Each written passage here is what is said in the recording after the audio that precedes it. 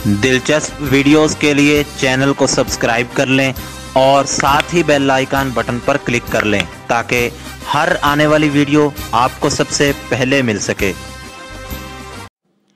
Episode 9 पेशकश मेरे कारवां। किस्मत मेहरबान थी कि किसी ने हमको टेढ़ा या तीखा सवाल नहीं किया। चौकीदार ने बड़ी ही सूरत से आगे बढ़कर हमारे लिए गेट खोल दिया। हम गेट अबूर करके अपनी गाड़ी की जाने बढ़ गए। फवाद ने नहायती शराफत का मुजाहरा करते हुए इस दौरान में अपनी गर्दन झुका रखी थी, लेकिन नीम तारीकी में आगे आते ही उसकी शराफत का पोल खुल गया। वो किसी उम्दा मौके की तलाश में था और ऐसा मौका नीम तारीकी ने उसे फराहम कर दिया। हम येलो हुंडाई से चंद कदमों के फासले पर थे कि फवाद ने गन की परवाह किए बगैर अचानक एक जानब दौड़ लगा दी। इस सूरत हाल ने हमें बौखला कर रख दिया। मैंने गूंगी को एक जानब धक्का दिया और तुरुश लहजे में शहजाद से कहा, तुम गाड़ी लेकर मेन रोड की तरफ आ जाओ, मैं इस सुअर के बच्चे को देखता हूँ। बात खत्म करने से पहले मैं फवाद के पीछे लपक चुका था। फवाद ने उसी स्ट्रीट पर दौड़ लगाई थी जो आगे जानकर मेन रोड से मिल जाती थी।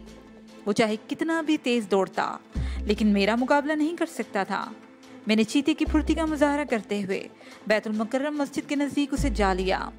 इस दौरान में शहजाद ने अक्लमंदी का सबूत देते हुए गन को जहमत से बचाए रखा, वरना रात के आखिरी हिस्से में होने वाली फायरिंग की तड़तड़ाहट वहां के हाबीदा लोगों की नींद हराम कर देती। हम किसी किस्म की बदमज़गी से गुजरे बगैर वो मिशन पूरा करना चाहते थे।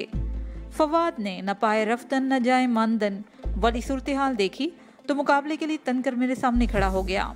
उसी वक्त शहजाद भी गाड़ी लेकर वहां पहुंच गया और फवाद की गूंगी साथी को शहजाद ने हुंडाई के अकबी नशिस्त पर डाल दिया था। जरगुल पैसेंजर सीट पर मौजूद थी। शहजाद ने सिचुएशन की मुनासबत से बड़ी ही उम्दा फुर्ती का मुजाहरा किया था। उसने गाड़ी इस तरह रोकी कि फवाद गाड़ी और मेरे दरमियान में फंस कर रह गया। मैंने उसकी आंखों में ऐसा तासर देखा जैसे वो एक मरतबा फिर भागने की तैयारी कर रहा हो। मैंने उसे कोई मौका न दिया और कबल इसके कि वो अपने इरादे को अमली जामा पहनाता। मैं हरकत में आ चुका था। मेरी बर्क रफ्तार फ्रंट पुश किक उसके सीने पर पड़ी। ये एक तूफानी टक्कर थी। वो हवा में प्रवास करते हुए एक भी समझ गया और गाड़ी के बोनट से टकराया। टकराव खासा शदीद था।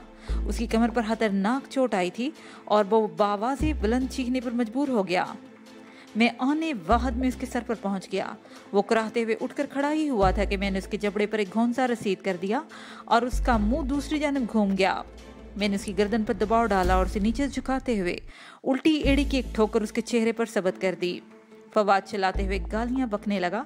मेरे पास खेल कूद की फुर्सत नहीं थी, लिहाजा मैंने उसकी मुजाहमत को नीस्तो नाबूद करने के लिए 3-4 निपतुले वार किए और वो सड़क पर गिरकर हाँफने लगा। उसकी हालत हासी दिगरगुम थी। आइंदा 1 मिनट के अंदर मैंने शहजाद की मदद से फवाद को हुंडाई की अकबी नशिस्त पर पहुंचा दिया जहां उसकी नाम निहाद बीवी पहले से मौजूद थी और पैकिंग के लिए मैं भी घुसकर पिछली नशिस्त पर बैठ गया। मेरे इशारे पर शहजाद ने गाड़ी एक झटके से आगे बढ़ा दी। गूंगी के हाथ उसकी पुश पर बड़ी ही मजबूती से बंधे हुए थे। इस बात के इम्कान 0 से ज्यादा नहीं थे कि वो अपनी जानब का लॉक हटाकर गाड़ी से बाहर कूदने की कोशिश करती। उसकी तरफ से चीखने चिल्लाने का अंदेशा था भी नहीं।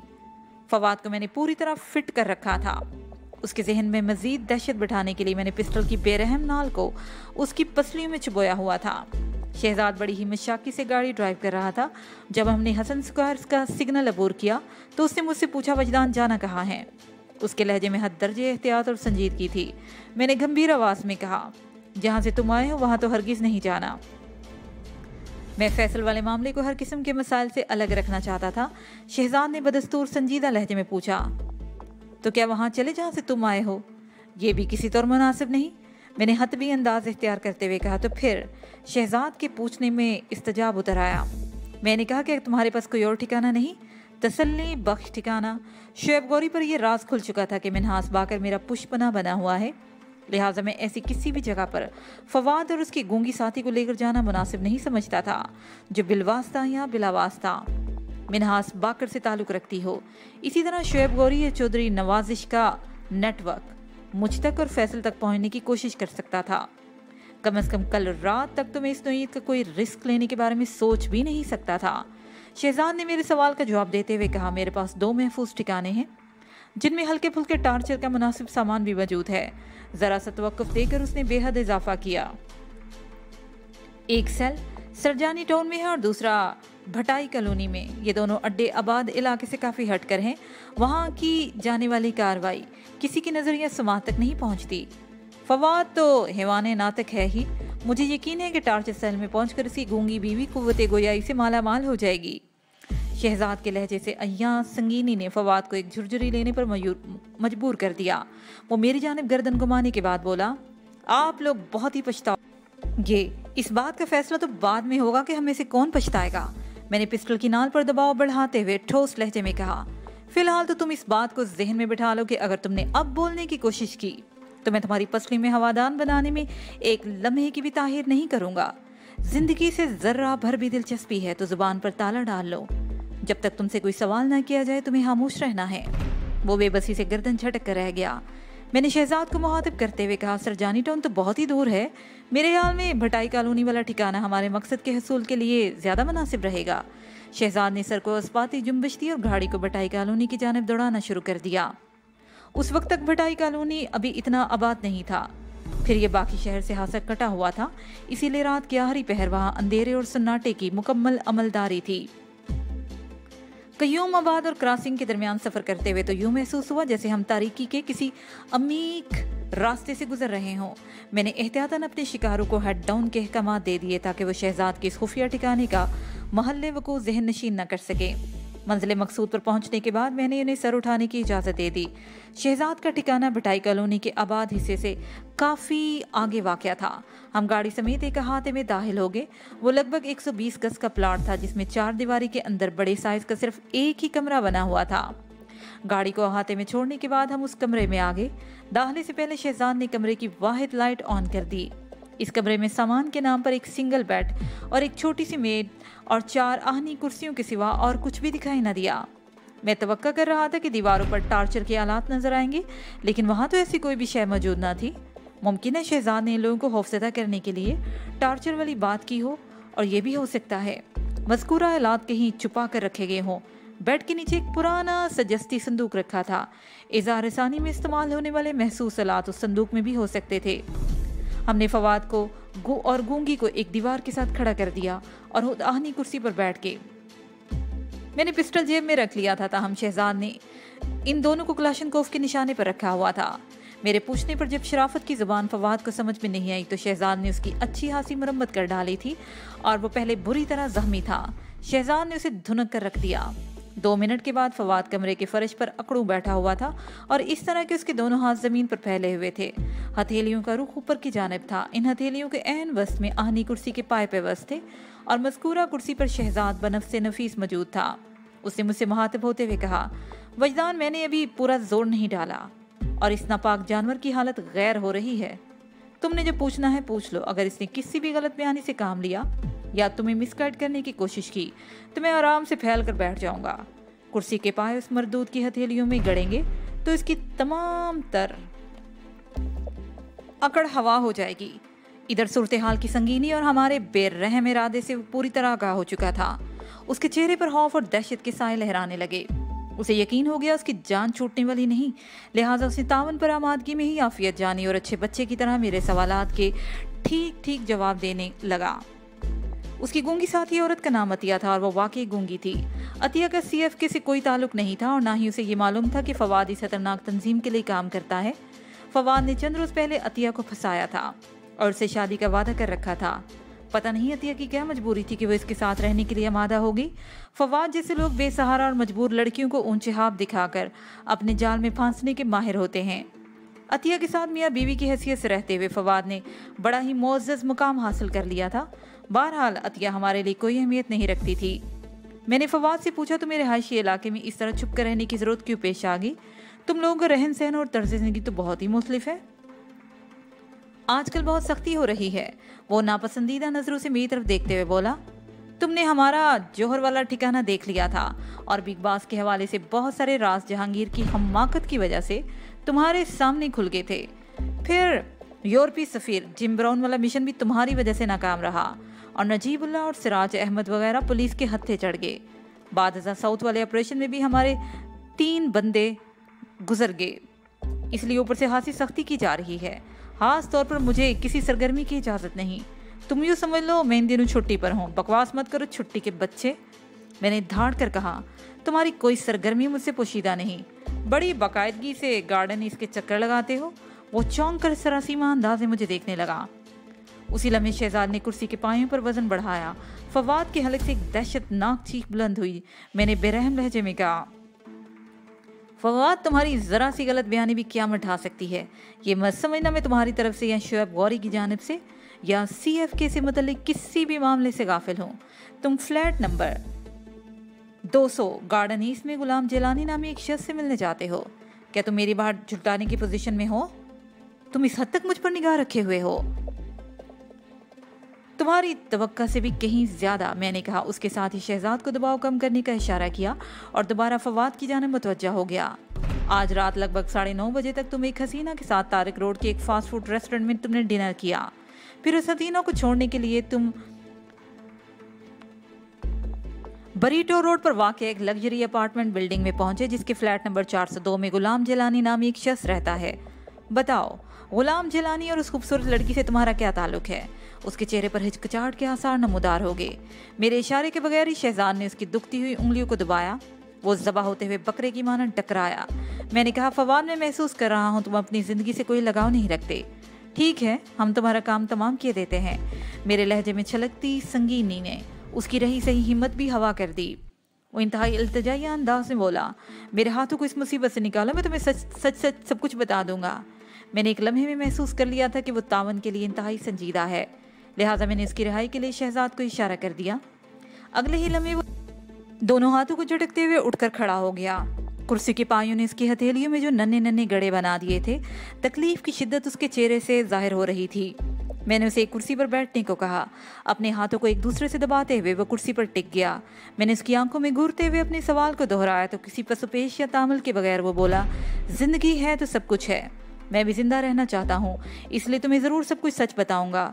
उसने एक लम्हे का तवक्कुफ किया, फिर बात को आगे बढ़ाते हुए कहने लगा, गुलाम जिलानी हमारी तंजीम का एक अहम रुकन है। यूँ समझ लो कि वो ईस्ट के बॉस सिराजुद्दीन का असिस्टेंट है। तुम खुद भी CFK में काफ़ी अरसा काम कर चुके हो। ये सिस्टम तुम्हारे लिए नया नहीं है।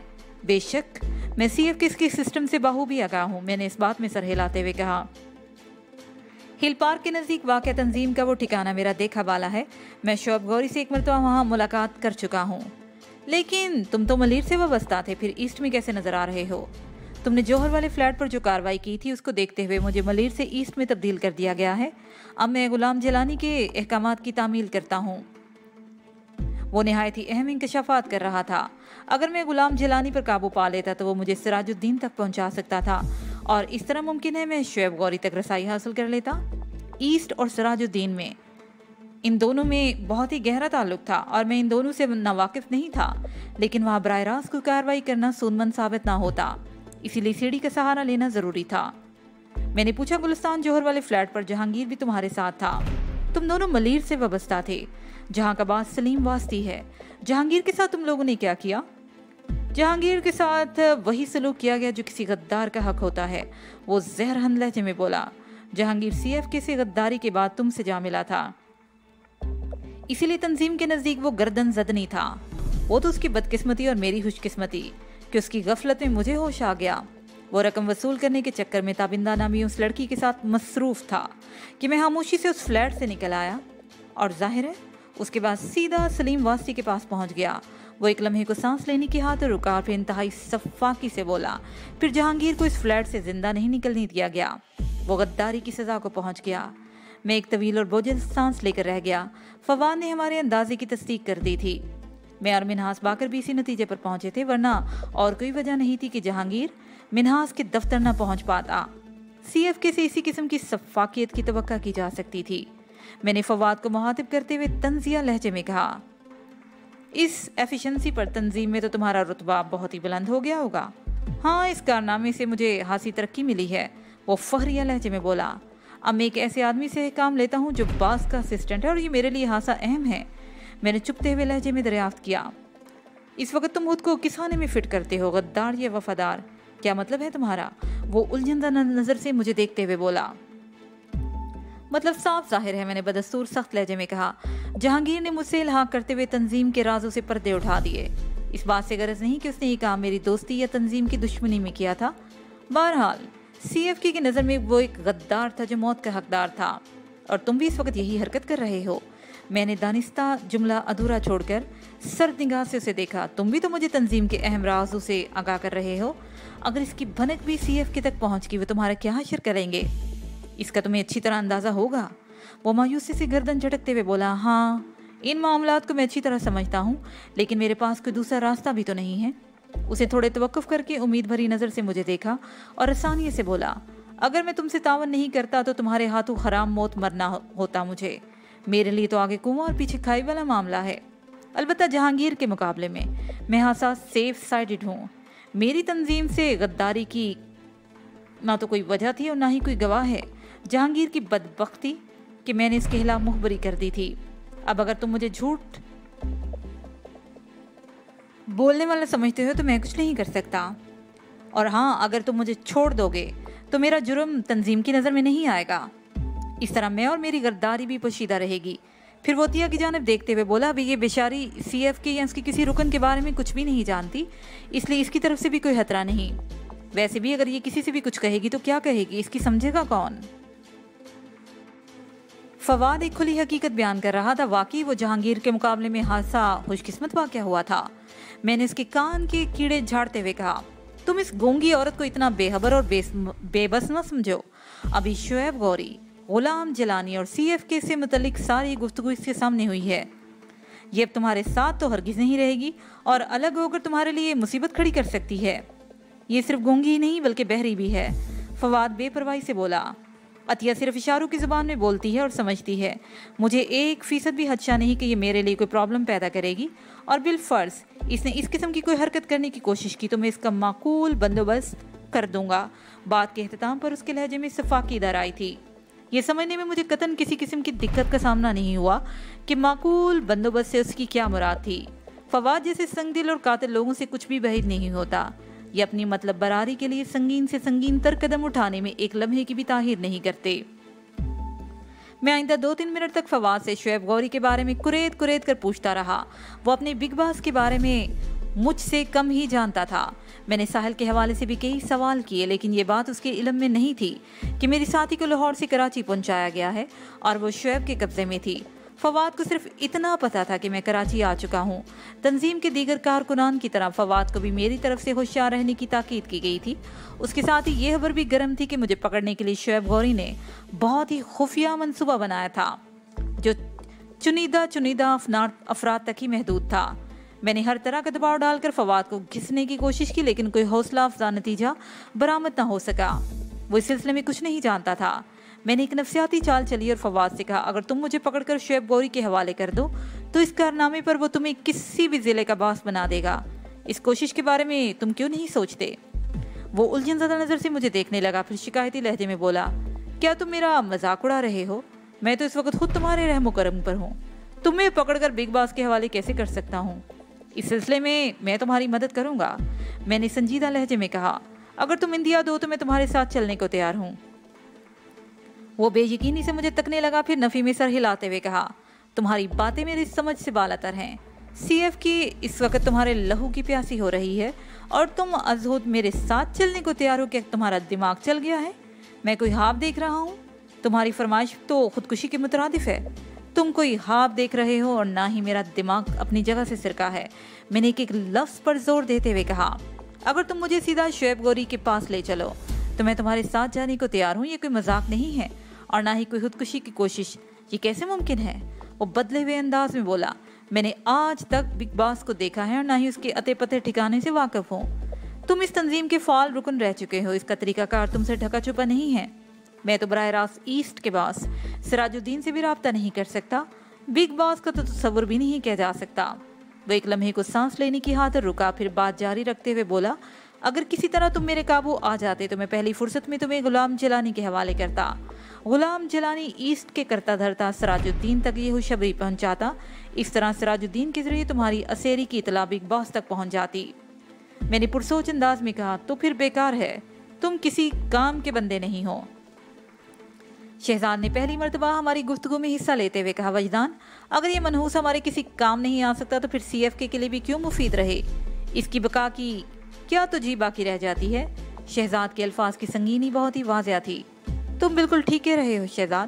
میں نے شہزاد کی بات کی تائید کی اور اس کے چہرے پر موت کا خوف ہلکے ہلکے ہلکورے لے رہا تھا۔ میں نے اس کی آنکھوں میں جھانکتے ہوئے پوچھا، فواد غلام جلانی کا فون نمبر کیا ہے؟ تھوڑے سے تعامل کے بعد اس نے مجھے مذکورہ فون نمبر بتا دیا۔ میں نے پوچھا کہ رات کے پہلے حصے میں تمہارے ساتھ جو حسین و جمیل لڑکی تھی، ابھی تک تم نے اس کا تعارف نہیں کرایا۔ اس لڑکی کا نام شازلین ہے، اس نے بتایا۔ تم نے شازلین کو غلام جلانی کے فلیٹ پر چھوڑا ہے۔ میں نے کہا، کیا وہ غلام جلانی کی کچھ لگتی ہے؟ تم جو بھی سمجھ لو۔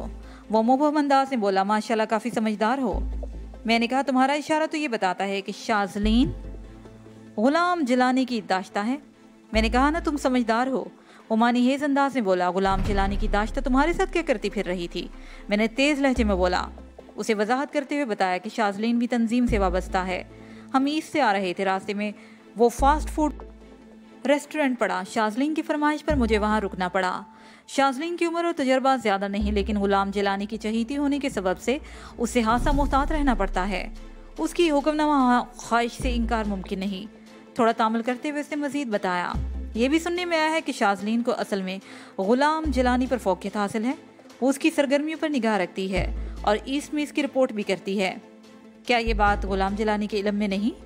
ہو سکتا ہے اسے اس حقیقت کا پتہ ہو اور وہ اس سلسلے میں محتاط رہتا ہو۔ ویسے ایک بات ہے، میں نے کہا، شازلین تم دونوں سے زیادہ اہم ثابت ہو سکتی ہے۔ میں اسی کو اپروچ کروں گا۔ میں نے شازلین کو بڑے غور سے دیکھا تھا۔ اس کی عمر 27-28 سال رہی ہوگی۔ بلا شبہ وہ حسن کا مرقع تھی۔ اس کے نقوش بڑے ہی جاذب اور تیکھے تھے۔ ایسی عورتیں ناممکن کو ممکن کر دکھانے کی اہلیت سے مالا مال ہوتی ہیں۔ فواد نے شازلین کے بارے میں جو سنی سنائی باتیں بتائی تھیں، مجھے اس میں حقیقت دکھائی دینے لگی۔ سی ایف کی جیسی دہشت گرد تنظیمیں اور کسی بھی کارکن پر اندھا اعتماد کریں، ایسا ہو نہیں سکتا۔ ہر شخص کی نگرانی کا فریضہ کسی دوسرے کے سپرد ہوتا ہے۔ جیسے فواد اپنی ساتھی جہانگیر پر متعین تھا، اسی طرح یقیناً غلام جلانی بھی کسی سینئر پر نگاہ رکھے ہوئے ہوگا اور شازلین پر بھی کوئی جونیئر کی نظر گڑی ہوگی۔ فواد سے مزید کوئی مفید بات معلوم نہیں ہو سکی تھی، لہٰذا میں نے اسے نمونہ عبرت بنانے کا فیصلہ کر لیا۔ میں نے کمرے کے کونے میں سرگوشی میں شہزاد کو اپنے ارادے سے آگاہ کر دیا۔ اس نے میری تائید کی اور پوچھا کہ اس گونگی کا کیا کرنا ہے؟ یہ بیچاری غیر متعلق اور بے قصور ہے۔ میں نے کہا، واپسی پر اسی کسی بنسبت روشن جگہ پر ڈراپ کر دیں گی۔ اس سے ہماری کوئی دوستی ہے اور نہ ہی دشمنی۔ ایک تجربے کے بعد شاید اسے کچھ عقل آ جائے۔ مجھے نہیں پتا یہ کس حد تک بول اور سن سکتی ہے، البتہ میں اسے رخصت کرنے سے پہلے نصیحت ضرور کروں گا کہ اس نے آج کی رات جو کچھ دیکھا سنا اور بھگتا، اسے اپنی یادداشت سے صاف کر دے، ورنہ اس کی زندگی عذاب بن کر رہ جائے گی۔ اگلے چند منٹ میں ہم نے گونگی کے ہاتھوں کو دوپٹے کی بندشوں سے آزاد کر دیا۔ میں نے لمبائی کے رخ دوپٹے کو پھاڑ کر جو 2 ٹکڑوں میں تقسیم کیا تھا، ایک ٹکڑے سے فواد اور دوسرے سے عطیہ کی آنکھوں پر دبیز پٹی باندھ دے گی تاکہ وہ شہزاد کے ٹھکانے کا اتا پتہ یاد نہ رکھ سکے۔ آتے وقت بھی میں نے گاڑی سے باہر انہیں دیکھنے نہیں دیا تھا، اور کچھ ہی دیر کے بعد ہم اس غیر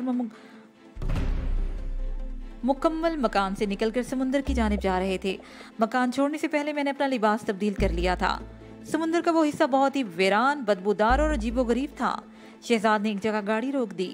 میں نے زرگل سے پوچھا، تم عطیہ کو سنبھال لو گی؟ اس نے پر اعتماد انداز میں سر ہلاتے ہوئے کہا، اس کی طرف سے تم بے فکر ہو جاؤ، میں اس جیسیوں کو بہت اچھی طرح سے سنبھال سکتی ہوں۔ ہم دونوں آنکھیں بندے فواد کو اپنے ساتھ لے کر سمندر کے کنارے کنارے چلنے لگے۔ وہ بے حد مضطرب نظر آ رہا تھا۔ ہم نے اس سے کیا سلوک کرنے کا فیصلہ کیا اسے مطلق خبر نہیں تھی، تاہم وہ 100% یقینی انداز میں صرف اور صرف اپنی موت کے بارے میں سوچ رہا ہوگا، اور ایسا سوچنے میں وہ حق بجانب بھی تھا۔ سی ایف کے اسی سوچ کی حامل تھی۔ جب ہم کافی آگے نکل آئے تو میں نے سمندری طرف قدم بڑھا دیے۔ شہزاد خاموشی سے میری تقلید کرنے لگا۔ فواد ہم دونوں کے بیچ میں تھا۔ شہزاد کو میں اپنے ارادے سے آگاہ کر چکا تھا، اس لیے اس نے کوئی سوال کرنا مناسب نہ سمجھا۔ تھوڑا آگے آنے کے بعد میں نے فواد کی آنکھوں کو بندی سے آزاد کر دیا۔ چاروں جانب چکنا نظروں سے دیکھنے کے بعد اس نے خوف میں ڈوبے ہوئے لہجے میں کہا، وجدان، تم نے مجھ سے وعدہ کیا تھا کہ اگر میں تمہارے ساتھ تعاون کروں گا تو تم میری جان بخش دو گے۔ کیا تم اپنے وعدے سے پھر جاؤ گے؟ میں زبان کا دھنی ہوں، میں نے سرسراتی آواز میں کہا، مجھے اپنا وعدہ اچھی طرح یاد ہے۔ پھر یہ سب کیا ہے؟ اس نے میرے ہاتھ میں دبے پسٹل کی جانب اشارہ کیا۔ میں نے سرسری انداز میں کہا کہ یہ پستول ہے اور بس۔ تمہارے تیور اچھے دکھائی نہیں دے رہے، وہ گھبرائی ہوئی آواز میں بولا۔ इसमें तुम्हारा ही नज़र का कसूर है, मैंने तंजिया लहजे में कहा। कल तुम किसी अच्छे आई स्पेशलिस्ट से अपनी आंखों का मुआयना करवाना। वो बेयकीनी से बोला, कल तक मैं जिंदा रहूंगा तो तब ना। मैं पूरे वसूख से कह सकता हूँ कि तुम अगर कल तक जिंदा ना रहे तो इस मौत में मेरा कोई हाथ नहीं होगा, मैंने हतमी लहजे में कहा। वो थरथराती हुई आवाज़ में बोला, फिर तुम मुझे इस तरह यहाँ क्यों लाए हो? तुम्हारी तसल्ली बख्श जान बख्शी के लिए तुम मुझे बहला रहे हो, वो गड़बड़ा कर बोला। अब तुम इतने नन्हे बच्चे भी नहीं हो, मैंने मानीहेज़ अंदाज में कहा। फवाद ने चलती चलती ऐसी नज़रों से मुझे देखा जैसे वो किसी अछूते ख्याल को अपनी जामा पहनाने का इरादा रखता हो। इससे पहले कि मैं उसके इरादे को बांधता, उसने बिजली की सूरत से शहजाद को धिक्का दिया और अंधेरे में एक समत दौड़ लगा दी।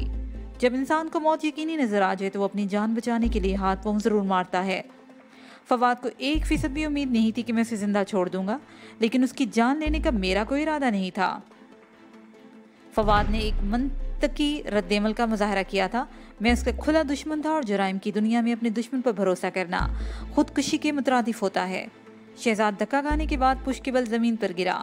मैंने उसे नजरअंदाज करते हुए फवाद का निशाना लिया और एक महफूज फायर कर दिया। अगले ही लम्हे वो छपाक से मुंह के बल गिरा और मैंने पलक झपकने में जान लिया कि छपाक की वो आवाज़ पानी के सबब पैदा हुई है। फवाद ने अपनी जान बचाने के लिए कोशिश में खुले समुद्र की तरफ दौड़ लगाई थी। मैंने गोली चलाने के बाद उसकी जानिब पेशकदमी जारी रखी और जब मैं उसके करीब पहुंचा तो वो कूला थाम कर खड़ा हो चुका था। मैंने एक लम्हे में अंदाज़ा लगा लिया कि मेरी चलाई हुई गोली उसकी तशरीफ के एक पोर्शन में पेवस्त हो चुकी थी। मैंने तवाज़न की फिलासफी पर अमल करते हुए इंसाफ का तकाजा पूरा कर दिया। पिस्टल एक मरतबा फिर गिर गया और तशरीफ के दूसरे पोर्शन में भी दूर तक एक आतिशे सुरंग सी बनती चली गई। रात की तारीकी में एक दर्दनाक चीख नमूदार हुई, लेकिन ठाठे मारते समुंदर ने उस फरियादी चीख को अपने मुहीब वहशतनाक शोर में गुम कर दिया। इस चीख के साथ ही फवाद एक लम्हे के लिए फिजा में उछला, फिर धड़ाम से गीली रेत पर जमीन पर तशरीफ फरमा हो गया। मैं फवाद के सर पर पहुंचा तो शहजाद भी क्लाशनकोफ थामे मेरे अकब में हाजिर हो गया। उसने बर्क रफ्तारी से गन का रुख जमीन पर पड़े हुए फवाद की जाने बोड़ा। उसके अंदाज में बेहद खतरनाक ही पाई जाती ही थी। अगर मुझे एक लम्हे की ताहीर हो जाती तो शहजाद क्लाशनकोफ का पूरा मैगजीन फवाद के सीने में इन्वेस्ट कर देता। मैंने हाथ मारकर गन के मोहलक बैरल को नीचे झुका दिया, फिर शहजाद से मुहातब होते हुए कहा, तुम इस हजीमत का बदला लेने के लिए मुझे अहद शिकन न बनाओ। तयशुदा प्रोग्राम से हटकर कुछ नहीं होगा। वो एक गहरी सांस लेते हुए माजरत अमेज़ नज़र से मुझे देखने लगा। सॉरी वजदान, मैं जोश में आ गया था, ये जानते हुए भी कि जोश में होश रुखसत हो जाता है। पता नहीं मुझे क्या हो गया था। वो नफ़ी में सर झटकते हुए कहा। मैंने रसानियत से कहा, इसका पता बाद में कर लेंगे, चलो पहले ज़रूरी काम कर लें। तुम फवाद के हाथ को पकड़ो। शहजाद फवाद की जानिब लपक गया। ऐश शिकनी के हवाले से मैंने शहजाद से जो बात की थी उसमें कोई इबहाम नहीं था। वाज़िया था कि मैं फवाद को जान से नहीं मारना चाहता था। फवाद को भी इस हकीकत का एहसास हो गया था, वरना वह शहजाद को फायरिंग से हरगिज़ ना रोकता। फवाद के लिए बेयकीनी और उलझन का बायस मेरा समझ में ना आने वाला रवैया था। शहजाद ने यके बाद दीगरे फवाद के हाथों को ज़मीन पर फैलाया और इस तरह फैलाया कि उसकी हथेलियाँ को रुख आसमान की जानिब हो गया। ये हथेलियाँ थोड़ी देर पहले आहनी कुर्सी के पायों तले दबी जा रही थी। अमली तौर पर ना सही, लेकिन दर्द की शिद्दत ने उन्हें बहुत दूर तक छेड़ डाला था। मैंने थेरी को प्रैक्टिकल से गुजारा और पिस्टल की 2 गोलियां चंद सेकंड के वक्फे से उन हथेलियों के पार उतर गईं। फवाद तकलीफ और बेबसी की शिद्दत से बिलबिला उठा। उसकी हालत दीद नहीं बल्कि इबरत अंगेज थी। वो अपनी जिंदगी के मायूस कुन लम्हात से गुजर रहा था। मेरे पिस्टल में 2 गोलियां बाकी बची थी। मैंने वक्त ज़ाया किए बगैर 2 क्लोज फायर किए और फवाद किए तलवे सुराखदार हो गए। इस कार्रवाई के बाद मैंने हाली पिस्टल शहजाद की तरफ बढ़ा दी और फवाद को मुहातिब करते हुए गंभीर आवाज़ में कहा, मैंने तुमसे जान बख्शी का वादा किया था। देख लो मैं जुबान का कितना धनी हूँ।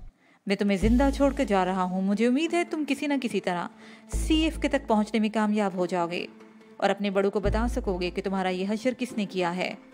मैं तुम्हारी जुबान को इसलिए जिंदा छोड़े जा रहा हूँ कि तुम मेरे बारे में गुलअफशानियाँ कर सको, ताकि CF के और शुएब गौरी पर मेरी धाक बैठती चली जाए। मैंने चंद लम्हे रुक कर उसका जायज़ा लिया। वो तकलीफ की शिद्दत और जख्मों की हिद्दत से बुरी तरह तड़प रहा था। मुझे उम्मीद नहीं थी कि उसने मेरी धमकी को गौर से सुना होगा। मुसीबत के वक्त इंसान सबसे पहले अपनी तकलीफ पर तवज्जो देता है, तकरीर और भाषण कोई नहीं सुनता।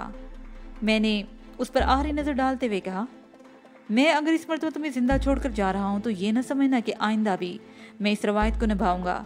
अब अगर तुम कभी मेरे रास्ते में आए तो मैं इस एक लफ्ज़ कहे बगैर और एक लम्हा ज़ाया किए बगैर तुम्हें जहन्नुम वासिल कर दूंगा, गुड बाय।